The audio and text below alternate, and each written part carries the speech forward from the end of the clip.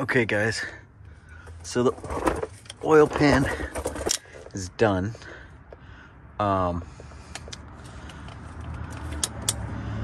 I cleaned everything, all the surfaces. I cleaned up the dipstick tube that goes up in there, and I also replaced the O-rings that were on the top of the dipstick tube that's up here.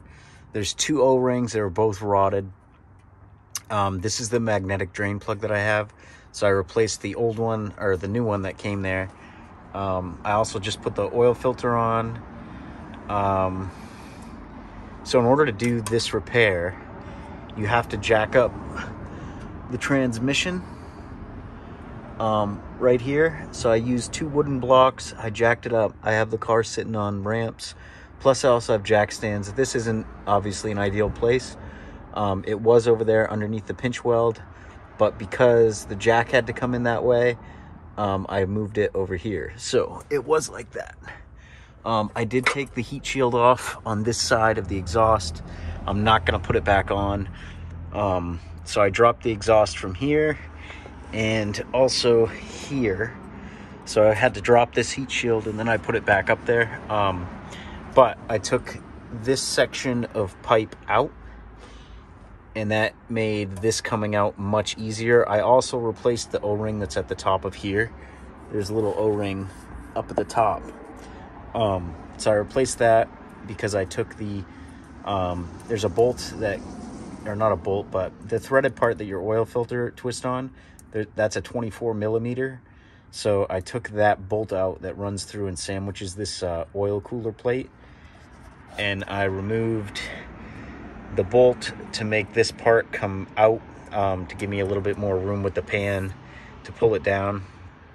But I also replaced the gasket that was up there. So I used black RTV silicone, or no, it's not black, it's actually gray. RTV oil silicone.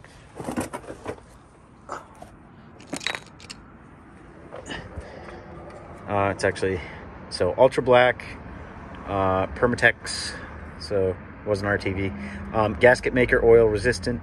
This is the one you want to use. It has the squeeze trigger. It comes out just like that. It's like a black gray. You can't really tell, but it's like a black gray.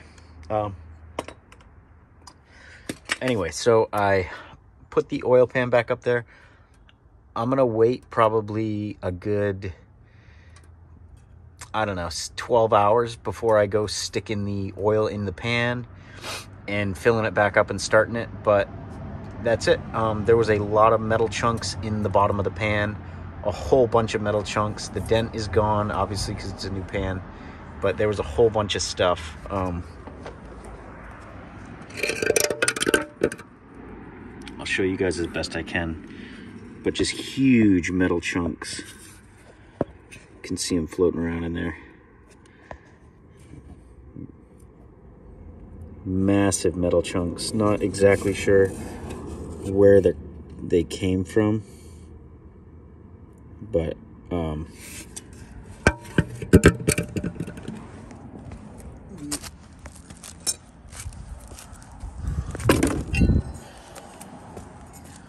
oil pickup tube was also cracked. So that's exactly how I pulled it out. It was out in there just like this. I did replace the oil pickup because, and I didn't know this was bad. I just know that these do go bad pretty often. So that's why I replaced that. But there were a couple of little metal chunks in there too. So this is brand new with just the factory OEM one, so it'll probably break again. But I did get a new one of those, put that in, and that is it. So hopefully it runs a lot better. It did run fine. I didn't have any issues. I just, other than the metal shavings and the oil. So we'll see how the metal shavings look.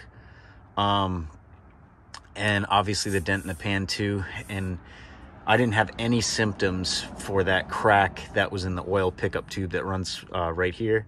There was nothing. So I didn't have any symptoms at all that I was aware of. I mean, we'll see when I start it up and drive it, see if it's any different, but yeah.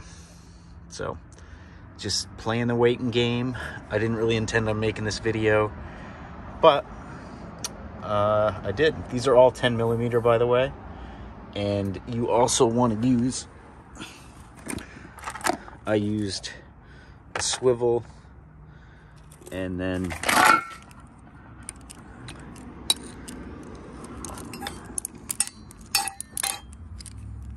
I also used